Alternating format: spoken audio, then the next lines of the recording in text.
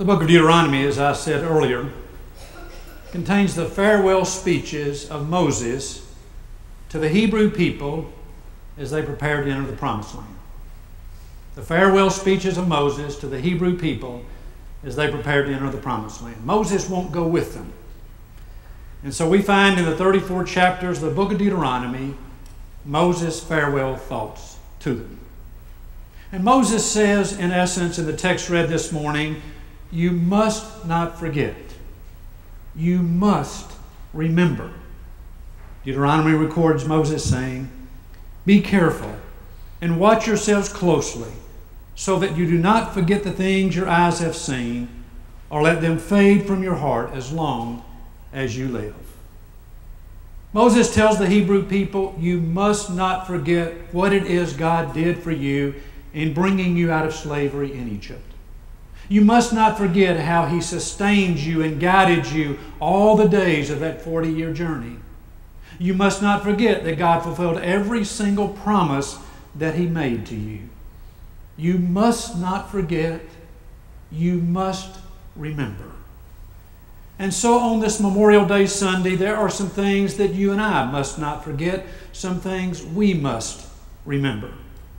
And let me share with you 4 thoughts of things we must not forget, things we must remember. First of all, we must remember the sacrifices made. My father was a World War II veteran. He served in the Marine Corps. And most of my growing up years, I had no clue whatsoever the sacrifice my father made in serving overseas during that war.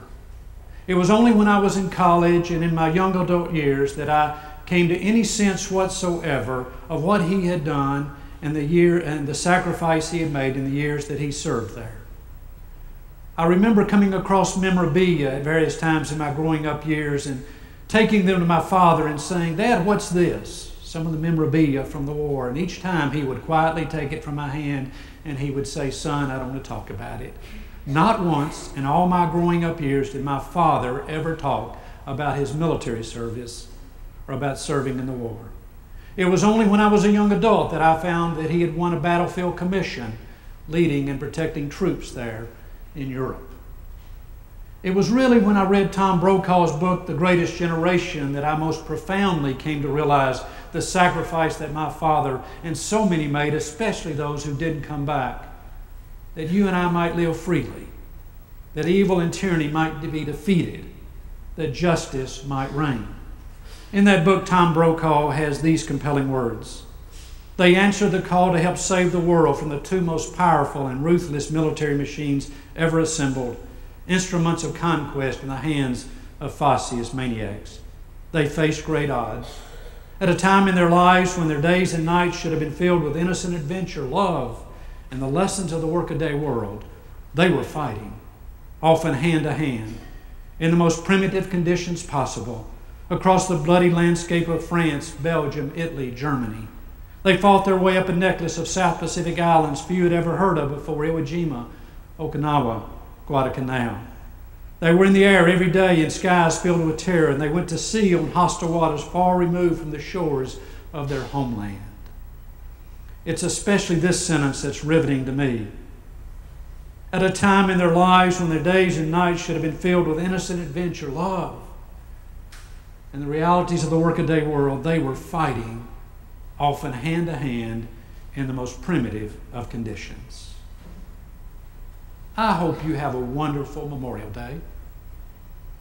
I'm sure you've got family events planned and perhaps time with your family, but I hope sometime tomorrow, Rebecca mentioned 3 o'clock to the children, sometime tomorrow you will clearly and thankfully remember those who have served this country and served the needs of this world so well. I want Memorial Day to be for you a wonderful family time, but most importantly, I want Memorial Day to be for you, as I want it to be for me, a time when I remember that some did sacrifice. Some did give their lives. And I can worship freely. And evil and tyranny do not reign. And justice is prominent because of the price they paid. Secondly, we need to remember those who've made a difference in our own personal lives. You do understand, don't you, that there are no self-made persons? That there's no such thing in the world as a self-made person? Now, there are plenty of people who think they're self-made, but there is no such thing as a self-made person. Every single one of us has been dependent and is dependent on other people in our lives. One person says it well when he writes, there are no self-made persons. First of all, keep in mind that we all are recipients of the collective wisdom and knowledge gained by those who come before us. And then there are the countless people who've encouraged us, loved us, helped us, guided us along our life journey. And how about the advancements in science and technology that we've all inherited? In my own life, it's the spiritual and emotional foundation given me by my parents. It's the youth director who encouraged me when I was in high school, the pastor who helped me understand that God was calling me into ordained ministry, the professors in college and seminary and graduate school who helped shape me theologically and spiritually. I am who I am today personally and professionally because of so many people on whom I've been able to depend. And there are so many on whom you have depended. Paul has this wonderful sentence in Philippians 1:3 when he says, I thank my God every time I remember you.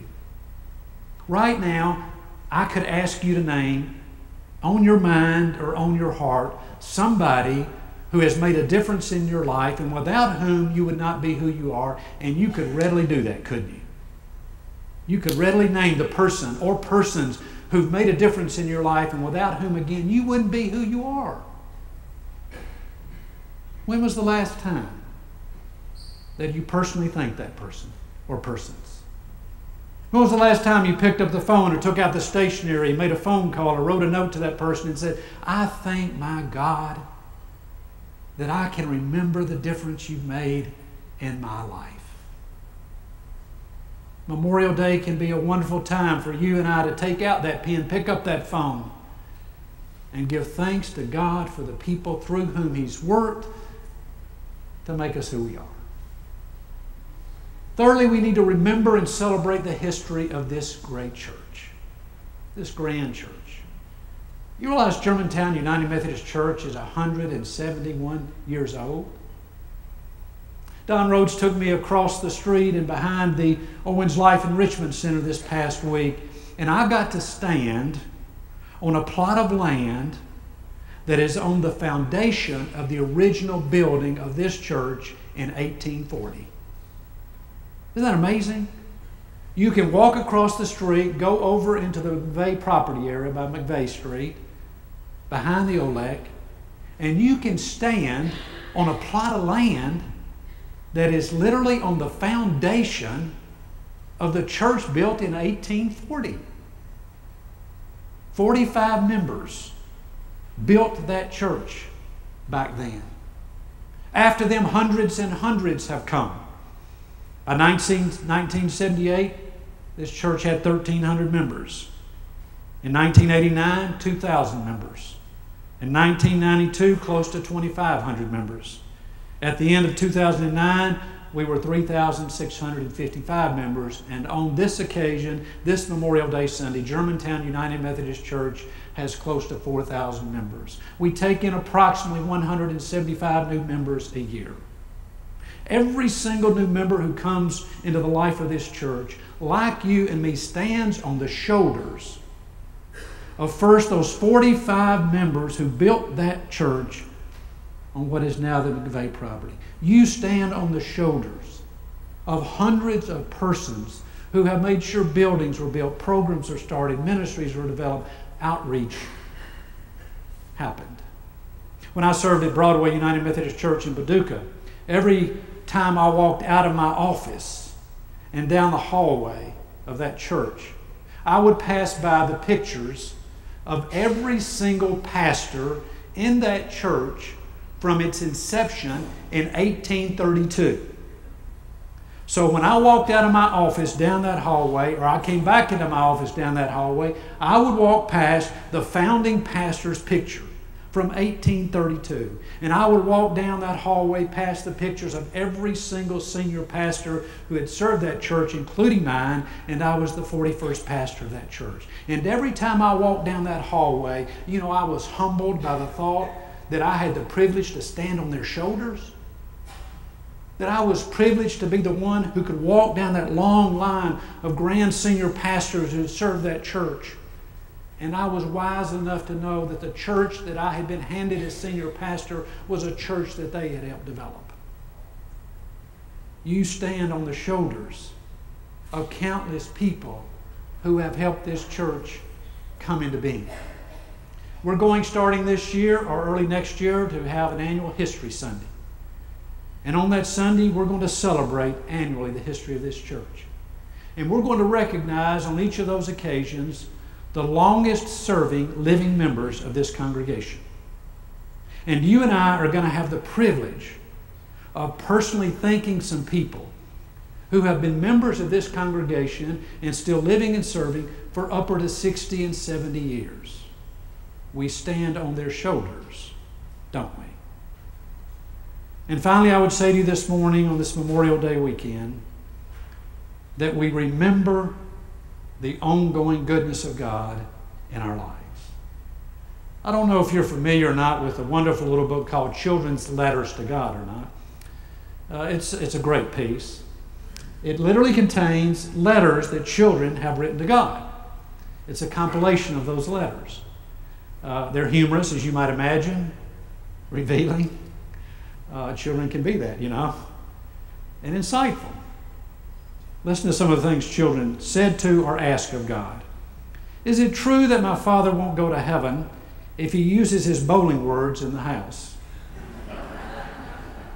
Literally things children have said to or asked of God. Did you mean for the giraffe to look like that, or was it an accident? Thank you for the baby brother, but what I prayed for was a puppy. Maybe Cain and Abel would not kill each other so much if they had their own rooms. It works with my brother. But then this one. In Sunday school, they told us what you do. Who does it when you're on vacation? Trite but true, God is never on vacation in your life or in mine, is he? There's not one single moment of one single day of your life or of mine that is distant from the active goodness of God. There is not one single moment of one single day of your life that is distant from the active goodness of God. I have people come to me all the time and say, how do I know God's at work in my life? And I try to say it as politely as I can. Pay attention. Pay attention. If you have eyes to see and ears to hear, you can't help but see what God's doing in your life. There will be some incident, some moment, some occurrence, some conversation, some event, some experience. And you will look at that moment of that day or that week and you will say, aha. We call them aha moments or God moments. He was at work. He did open that door. He did cause that to happen. Every single one of us are blessed recipients of the bountiful goodness of God every single day of our lives. Are we thanking God for that as we remember all that he's doing? Well, again, I hope you have a wonderful, wonderful Memorial Day. I hope you do celebrate time with family. I hope you have special time with friends, if that's in your plans. But I also hope on Memorial Day you will remember. You'll remember the sacrifices that so many have paid. You'll remember the countless persons who have been an influence in your life and whom God has used to make you who you are. And that you will indeed say, I thank my God every time I remember you. And you'll remember the history of this church and how we stand on the shoulders of so many. And most importantly, you'll remember how good God is to you and to me. Thanks be to God.